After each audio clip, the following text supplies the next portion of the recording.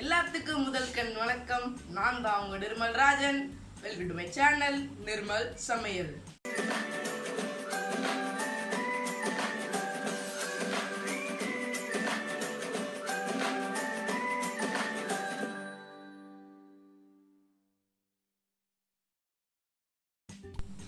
நம்ம இன்னைக்கு என்ன பண்ண போறோம் பாத்தீங்கன்னா, மதுரை ஸ்டைல் மட்டன் சுக்கா தான் பண்ண போறோம். இப்போ செய்ய ஸ்டார்ட் பண்ணிடலாம்.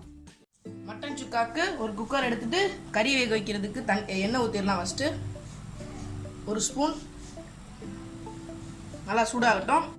எண்ணெய் சூடானதுக்கப்புறம் கறி போட்டுடலாம். நாளைக்கு 1/2 கிலோ கறி எடுத்துருக்கேன். ஒரு ஸ்பூன் ஜிஞ்சர் கார்லிக் பேஸ்ட் போட்டுடலாம். ஒரு டேபிள் ஸ்பூன் 1/2 ஸ்பூன் மஞ்சள் தூள் போட்டுக்கலாம். இதுக்கு தேவையான அளவு உப்பு போட்டுக்கலாம். தேவையான அளவு உப்பு போட்டுக்கோங்க. தண்ணி ஊற்றிடலாம். தேவையான அளவு தண்ணி நல்லா மிக்ஸ் பண்ணிக்கலாம். குக்கர் மூடி வச்சிடலாம். 2 விசில் வரை வேக வச்சுக்கலாம். மட்டன் சுக்காக்கு ஃபஸ்ட்டு ஒரு கடாய் எடுத்துட்டு ஒரு எண்ணெய் 4 டேபிள் ஸ்பூன் போட்டுக்கலாம். கொஞ்சம் எண்ணெய் நிறையா போட்டால் தான் மட்டன் சுக்காக்கு சூப்பராக இருக்கும். எண்ணெய் சூடாகட்டும். எண்ணெய் சூடாயிருச்சு. நான் இப்போ வெங்காயம் ஒரு 10 சின்ன வெங்காயம், ஒரு மீடியம் சைஸ் ஆனியனை குட்டி குட்டியாக நறுக்கி வச்சுருக்கேன். அதை போட்டுக்கலாம். அது நல்லா ரோஸ்ட் பண்ணிக்கலாம். இப்போ வெங்காயத்தோட பச்சை வாசனை போயிடுச்சு. இந்த ஸ்டேஜில் ஒரு 2 பச்சை மிளகாவை கீரி போட்டுக்கலாம்.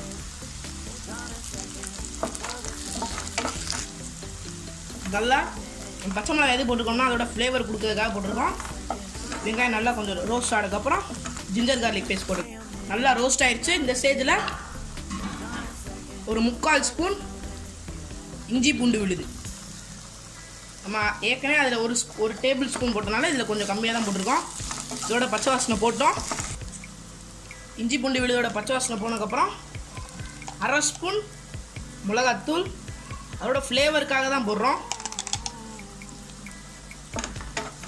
ஆனால் பெப்பர் பேஸில் தான் பண்ண போகிறோம் நாளைக்கு. மிளகாத்தூள் போட்டதுக்கப்புறம் அதோட பச்சை வாசனை போயிடுச்சு. இப்போ நம்ம வேக வச்ச கறியை போட்டுக்கலாம். கறியை போட்டு நல்லா மிக்ஸ் பண்ணிக்கலாம். இப்போ இந்த ஸ்டேஜில் உங்களுக்கு உப்பு எவ்வளோ தேவையோ போட்டுக்கோங்க. டேஸ்ட் பண்ணிவிட்டு நம்ம கறி வேறு கொஞ்சம் உப்பு போட்டோம். இப்போ டேஸ்ட் பண்ணிவிட்டு போட்டுக்கலாம்.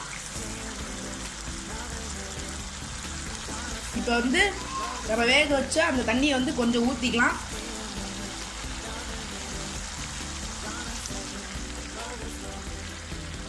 மிக்ஸ் பண்ணிக்கலாம். மிக்ஸ் பண்ணக்கப்புறம் ஒரு லிட்டு போட்டு ஒரு 10 மினிட்ஸ் அந்த தண்ணி வத்துற வரையும் வேக வைக்கணும். இப்போ 5 நிமிஷம் ஆயிடுச்சு. லைட்டாக மிக்ஸ் பண்ணிக்கலாம்.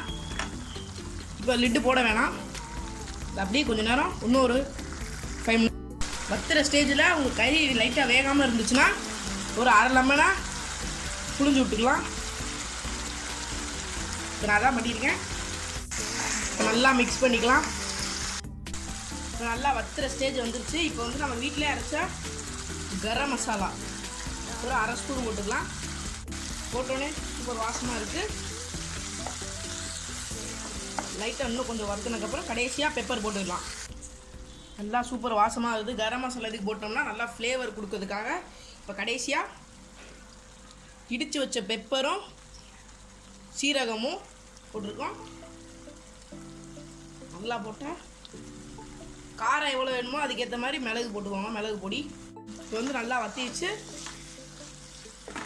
நான் 2 டேபிள் ஸ்பூன் பெப்பரும் சீரகமும் போட்டிருக்கேன். சூப்பராக பெப்பரோட ஸ்மெல்லாம் வருது. பெப்பர் போட்டு ரொம்ப நாளாக குக் பண்ணக்கூடாது, கசப்பு டேஸ்ட் வந்துடும். இப்போ ஆஃப் பண்ணிடலாம். ஆஃப் பண்ணுறதுக்கு முன்னாடி கொஞ்சம் கருவேப்பிலை போட்டுக்கலாம். நல்லா ஃப்ரெஷ்ஷான கருவேப்பிலை போட்டுட்டு ஒரு மிக்ஸ் பண்ணிக்கலாம். இப்போ ரெடி ஆயிடுச்சு. இதை சர்வ் பண்ணிடலாம்.